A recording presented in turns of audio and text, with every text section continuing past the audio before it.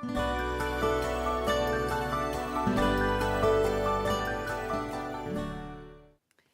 everyone, it is good to be with you. It is May the 29th. Wow, it just hit me. So we just have a couple more days and we'll be finished with our 5th month in reading through the Bible. That's pretty crazy, isn't it? All right, so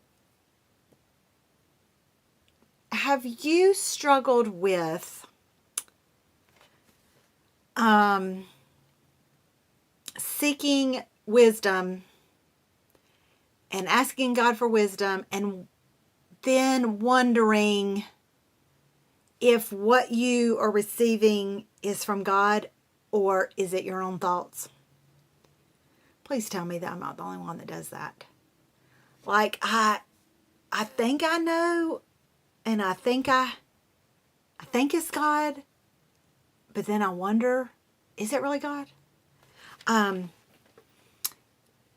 I just, today as I was putting our lesson together, and it's kind of a short little quick lesson, honestly, but the theme that kept popping up to me as I was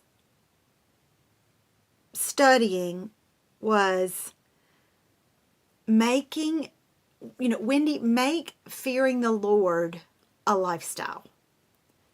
Not something to do when I need a decision made or I need wisdom for something. But make it a lifestyle, a way of life for me, so that the decisions that I have to make will come naturally. And I think I've said this before, and I can't quote him directly because it's just coming to my mind and I don't have my book with me. Oswald Chambers, My Utmost First Highest, says that eventually when we are living right with God, and that just simply means studying His Word, obeying what He says for us to obey, whatever it is, we do it, worship, following His standards, doing the right things, when we're living in that right way of God, that He says that our common sense,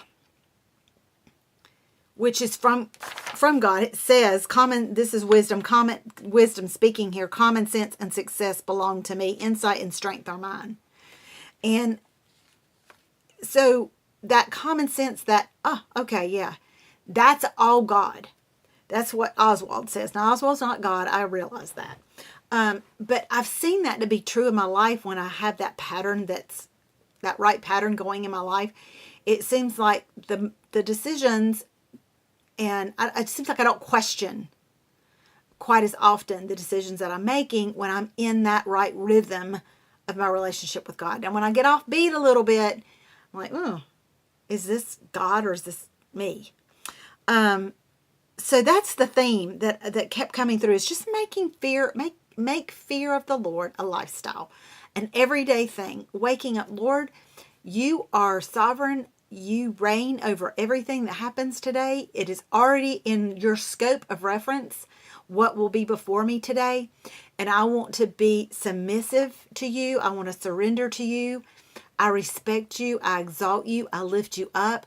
I am not in charge of anything. You're in charge of everything.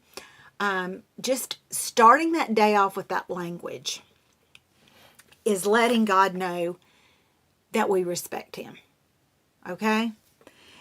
And when we do that, we'll be able to recognize the right wisdom. We will. We'll know, okay, yes, that's right. And we get some clues in our reading today on this.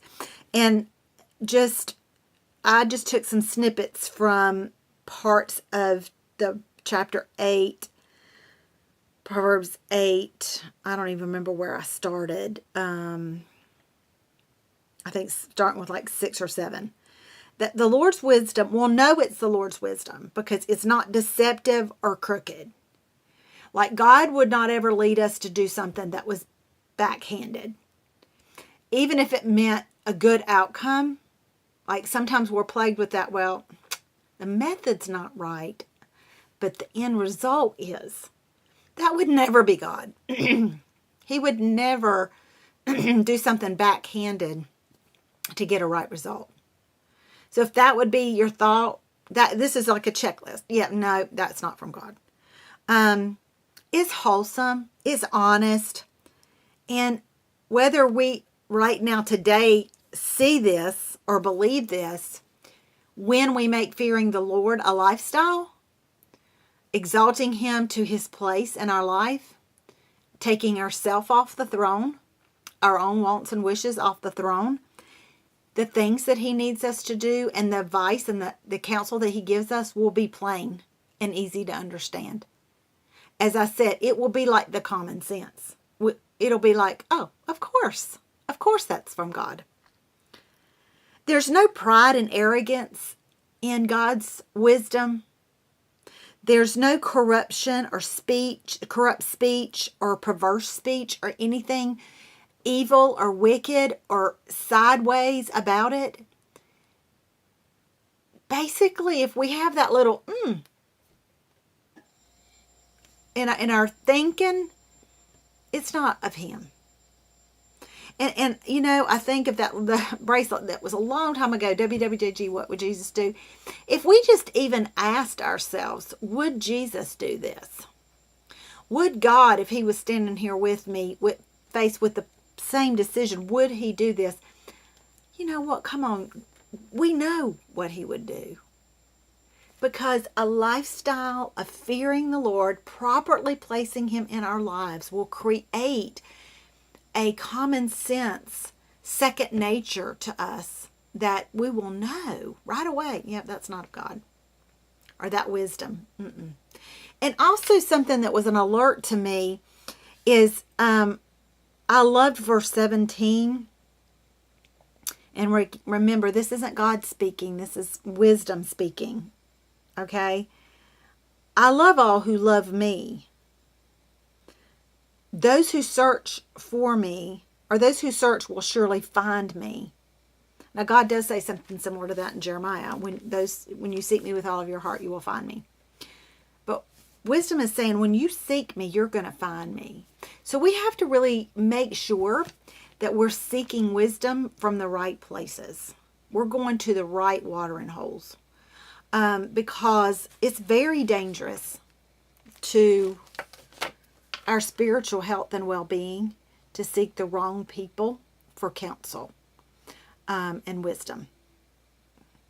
If the person that you are currently going to for wisdom, or the source, might not be a person, the source that you are seeking wisdom from, is not a believer, is not a lover and studier of this word, does not have an evident relationship with Jesus Christ, and the fruit of Jesus is not evident in their life, don't listen to them. And I'm sorry if that's harsh to hear, but there are some people that I have had to that I love dearly. Let me rephrase that. People that I love dearly. And I trust with my life and with lots of things in my life. But they're not my go-to people. They're not. I have just a few go-to people that I can count on that's going to be honest with me and tell me the truth. And let's see, I'm just trying to think in my head. 5, 6, 7, 8, 9. 9, maybe 10 people. 3 of them are family members. And I'm blessed that I have that many. But I need people that are going to, it's kind of like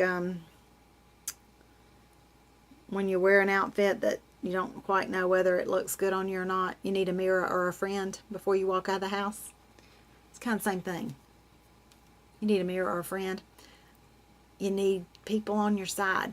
And if you don't have those people in your life, let me just speak to you. If you don't have those people in your life, you pray for them. God will bring them to you. And it may be He just wants, in some situations, He just wants it to be between you and He. And that's for sure. I know that have been the times where I've picked up the phone to text somebody or to call somebody, and the Lord's like, this is just between us, sweetheart. So if you don't have that person, seek it. Pray for it. Ask for it. And it'll come your way. And it might come in a little package that you might not be expecting. But ask for it. It'll come your way. For sure. And that way we can know which wisdom is right. We'll see you next time on Read Through the Word.